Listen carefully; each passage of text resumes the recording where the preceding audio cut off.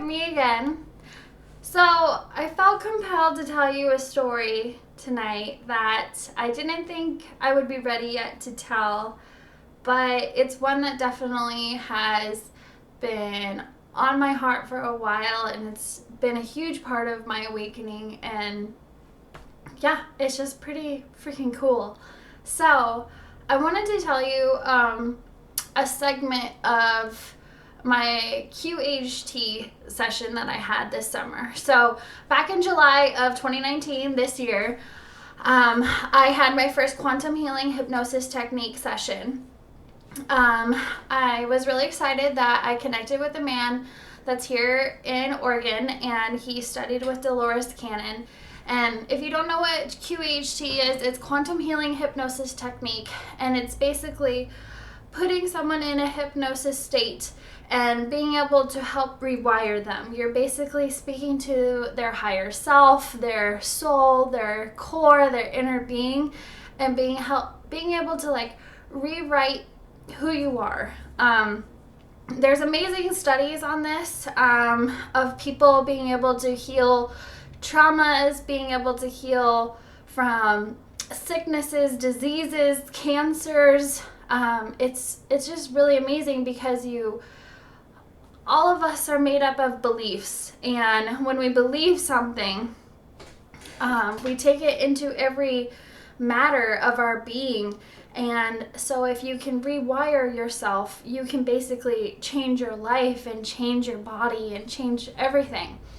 So I went to this session because I was really intrigued, and I was following these teachings and really believed in it in myself. And so I wanted to experience it for myself.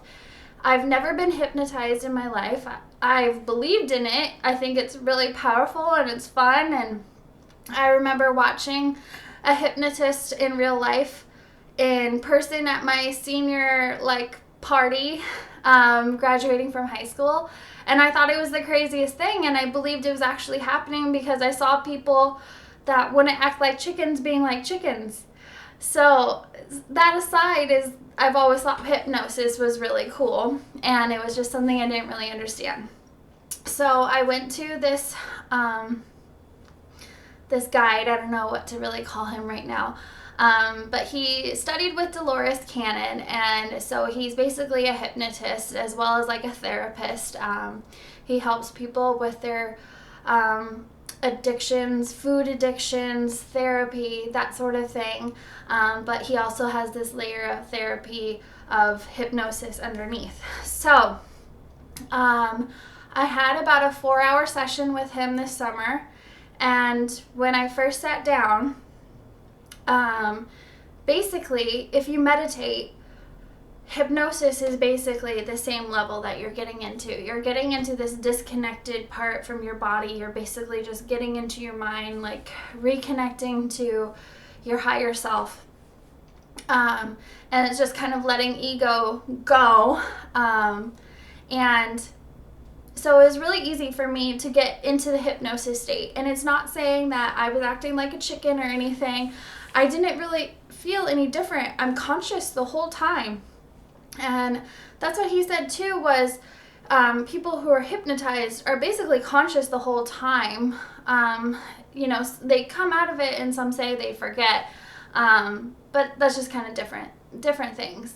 But in this QHT session, you are conscious, just like you are in a meditative state. But it was really easy for me to acclimate to this QHT session because of my dedication to meditation daily. So I got on a meditative state, and I was under hypnosis, but just felt like meditating with someone else in the room with me. And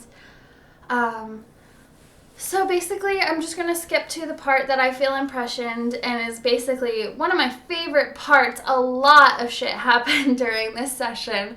I mean, it was 4 hours.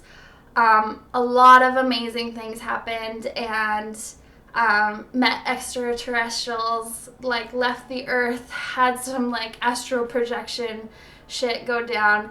But the first thing is what's always really hit home, because I wasn't expecting that. here's the thing too, is I tell you all of this, I don't choose these stories. This is how I know it's real for me, because in my world, everything is rainbows and butterflies and it goes exactly the way I want it to, and it's a magical fairy tale. That's how Bethany, me, would prefer it. So when these things happen to me and they're not rainbows and butterflies, and it comes to me in my mind, this is how I know it's true. Because I wouldn't make this shit up because I don't like that story. If I was in charge of making up the story, it would be beautiful and eloquent and poignant, but it's not. It's raw. It's not how I would want the story to go. So this is how I know it's true. So basically, he had me imagine I was leaving my body and I was traveling. Basically, you just kind of like see yourself like up in the sky. I don't know, everyone's different. This is just how I was. So I basically was imagining myself. I let him guide me. So the pictures and images that he puts in my head, you know, I follow along with and can start to sort of feel, because I'm open to it. So I basically am in the sky, and he's talking about how I'm here, I'm open to whatever like I need to hear right now and whatever I need to learn, whether that's thousands of years ago, in other dimensions, on other planes, in other lives. And this is how I know I did not choose this, and this is how, what part of me makes me believe even more. So basically, I imagined myself going up into the sky, and as he's saying, like, all right, now we're traveling through dimensions, we're going to wherever we need to be to heal Bethany. And so I'm imagining like clouds, you know, passing like in fast forward, you know, and the sun rising and lowering, and like mountains moving and snow melting, you know, like the fast forward scenes you see in movies. So that's what I'm kind of feeling and picturing in my mind as he's describing this. And then I kind of start to see the northern lights, and I start to imagine and picture Iceland. And last fall, I went to Iceland with one of my best friends. And all of a sudden, I was in the air and I was looking at the lights as they're passing over and kind of fast forward. And then all of a sudden, I was just brought to the earth. And I could tell I was in one of the places as I visited in Iceland. But it wasn't the same time period. There wasn't the roads that we drove on. I could tell things were different. I could feel things are different. That's a huge thing with this spiritual journey. You feel things, and that's how you know things to be true, because you just feel them and you believe it, because your emotions are everything. You know that they are your guide, your compass, and you trust them. So as I'm planted in this place in Iceland, I'm wondering, why am I here? This place that my friend and I went to, I didn't even really like it. And as I'm kind of like feeling and looking around, I can tell things are different. I know it's a long time ago. I can kind of feel it was like kind of Viking time. And as I'm kind of feeling, I look down and I have long, blonde, wavy hair. And I can see like a shift in a dress and, you know, like a belt around it. And it's just Viking garb, you know, what you'd imagine like a Viking woman wearing, you know, with the long, like white blonde hair, and it's wavy. Like, okay, I can get on with that. That's totally something I would believe that I would have lived in a past life. So as I'm looking down, I'm walking. I see myself walking, and I'm walking up a hill, and I recognize it as a place that I went on my last trip. But it's not gravel, it's dirt, and weeds are everything, and it's you know, barely a path. And I can tell it's a path away from like a village. And I can feel, my old self is thinking, I want to just come up here and get away from everything. And in this QHT session, basically, the instructor is asking you questions, and so you're describing the scenes to him as they come to you. So I'm thinking, I'm telling him, okay, I'm like walking up to the path, and I just wanted to get away from daily life in the village. And I'm like, this is so dorky. This is so silly, but this is what's coming to me. And so I'm getting away from daily life in the village, and I come up here to think. Like, I think this is a place I come up here to think. And there's a nice little brook, like a little stream river that goes by, and it's a kind of like a pool. It pools up into one area, and I remember seeing that when I was there, and I recognize that place as kind of a sad place. But when I am feeling the woman, my past life, she doesn't realize it as a sad place. She sees it as a place of, peace and relaxation. And so she comes up here to think often, just to get away. And I get it. Like, we all have places we go to think. And she just was kind of tired from the day-to-day and just wanted to go chill out somewhere else. And I resonated with that because we all have places like that. So as she's sitting up there, nothing's really happening. She's just chillaxing out there. She's not really doing anything. She's thinking about like crops or the harvest or something weird. And this is how, during this session, I'm thinking, this is so stupid. Why am I thinking this? If like I said, I would imagine like some amazing, beautiful story to be happening, or being a princess or something, like that's what Bethany would want. So the fact that she's just kind of sitting by a stream thinking about crops, I'm like, I am not making this shit up. This is just too weird and too random and too like lame by my standards that like it means nothing to me. So I tell the instructor, nothing's really happening. We're just sitting here thinking about things. And so he says, okay, well, if there's not more for us to learn and, take note of or gain any knowledge from, let's move on. So he starts to instruct me to leave this body, to go back up into the skies and he starts to go through his spiel again, like, where does Bethany need to go to learn lessons? Where does knowledge need her? That spiel that he does to be able to take me to the next place that I need to learn a lesson from. And I was, I was still sitting with her, even though he was trying. Like, I could feel him trying to, like, pulse my energy to leave that place. And I just wasn't ready to go. And I thought it was so weird that part of me didn't want to leave yet, because I was like, she's boring. Like, I thought she was going to be this badass Viking chick, like, okay, let's make her cool. So, all right, let's go on. But there was still this part of me that just said, don't go yet. Like, I'm not ready for you to go. So he's still instructing me to leave. Like, he's saying, all right, like, our soul is leaving, the higher self, take it, blah, blah, blah, blah, blah. He goes through a spiel like that. And then all of a sudden, I start to leave because I'm like, I guess there isn't anything for me to learn here.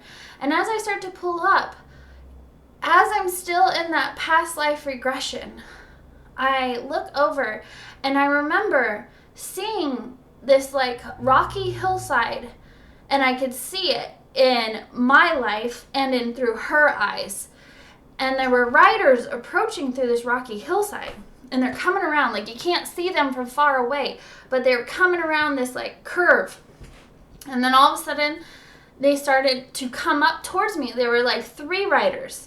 So they're like these 3 Viking men that just looked terrifying.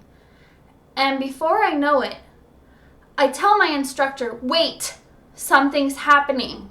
Something's coming. And so he stops me from trying to move on, and he lets me stay there and experience this. And as she's sitting there, as I'm sitting there, these 3 riders come up. And before she can even react, they come up and one of them just lifts his sword and just strikes her down. And it makes me cry even now because I remember that. And I can feel it in me. And it's so crazy to me because this isn't something that, it's just so strange to not remember, but then to remember and to feel like you lived it. And the second I watched that sword come at me in her body, in my body, my soul was pulled out of her, because in the instant that you die, you move on. You're gone. It's just left the body. And I started crying like this during that session too. The tears just started flowing. And it was just so bizarre to me because it came out of nowhere. And I felt so sad for her, for me, that like this innocent was just slayed in cold blood. And for no reason, for whatever, these Vikings, freaking A, they were like some tough shit back in that day, and they did things ruthlessly and with no feeling. And so the tears just came and they cried like that because I felt so bad. And I felt the sadness. But then as soon as, it was so interesting though, because like I felt the pain that a life was lost for no reason, and it was this just brutal murder. And I think they went on to the village, like as soon as they passed, it was just interesting because my soul left the body immediately. And I was at peace, but I was still kind of watching the results and the consequences of what happened. So her body just fell by the wayside. It just fell off a rock she was sitting on and just, slumped over. And the riders went off to the village, and I don't know what they did there, because that's the end of my experience. That was the end of my life. And this is how I know this shit to be true. This crazy spiritual journey and understanding, because when my soul left her body and watched them move on, I wasn't like, fuck those riders. Oh my God, all Vikings must die. I need revenge. I hope my village revenged my soul, blah, blah, blah. Instead, I just watched it and just saw that experience was done. My life as that Viking woman was over. And I remember kind of watching her, and then I floated away. And that was it. So that was my experience, and I thought it was crazy as fuck. Yeah, I couldn't believe that happened, and it was such a crazy experience, something I never would have imagined. And like I said, I wouldn't have ever imagined that. I want the fairy tale, the happy ever after, the revenge for the lost love. I want all of that. But that's not what happened, and that's how I know this stuff comes to me, and it must be true, because that's not how I would have believed it if I was in charge or making up the story to you. So, I definitely learned some lessons from that. I'm not going to get into those just yet, but I wanted to share that crazy past life regression, and that's exactly what it is. And I wanted to share that with you because it's crazy cool, right? Like, what the hell? Like, not a lot of people can remember their past lives. And to actually watch myself have died in a past life, like, that's pretty intense. So, make of it what you will, but that was one of my first past life regressions, and that was a really cool experience. So, Google QHT if you want to learn more about how you can go through a healing hypnosis technique to heal yourself, to learn more, to have past life regressions, I definitely recommend meditating. Meditating will give you these experiences much faster. You'll be able to, if you do go to a QHT session, you can get into them way more faster. You can jump right into it. So, yeah, definitely subscribe if you want more videos. I can't wait to share more of my experiences with you as I go through my own spiritual journey. And I hope that they help you with your awakening. All right, bye-bye.